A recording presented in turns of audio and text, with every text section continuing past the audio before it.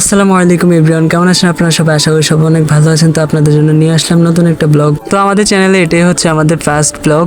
আমাদের চ্যানেলে যদি আপনি নতুন হয়ে থাকেন তাহলে অবশ্যই সাবস্ক্রাইব করে দিবেন এবং সাথে থাকা বেল আইকনটি অন করে দিবেন। তো চলুন শুরু করা যাক আজকের ভিডিও।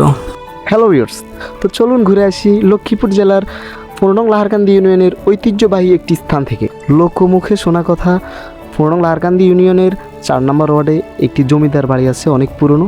চলুন আমরা আপনাদেরকে ওইখানে নিয়ে যাচ্ছি। হয়তো আপনারা অনেকে জানেন না, লাহারকান্দি ইউনিয়নে এক ঐতিহ্যবাহী গ্রাম আছে। আমরা একটা লোককে জিজ্ঞেস করলাম এই বাড়িটার ব্যাপারে, উনি কতটুকু জানে এই বাড়িটা নিয়ে।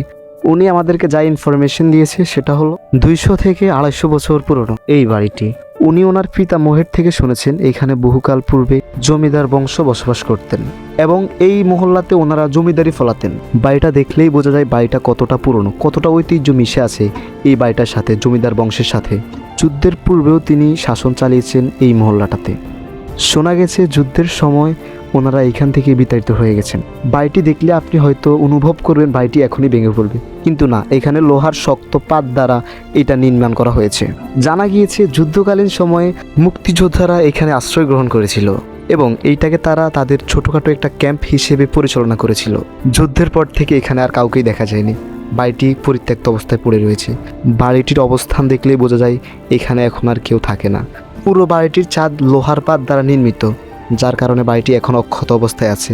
আমরা যদি দেওয়ালে খেয়াল করে দেখি তাহলে দেওয়ালগুলো ঘষে পড়তেছে, কিন্তু ছাদের কিছুই হয়নি। তো ভিউয়ার্স, আমাদের আজকের ভিডিও এ পর্যন্তই। তো এমন আরও ইন্টারেস্টিং ভিডিও পেতে চোখ রাখুন আমাদের ইউটিউব চ্যানেলের উপরে। সেই পর্যন্ত সবাই ভালো থাকবেন, সুস্থ থাকবেন। আল্লাহ হাফেজ।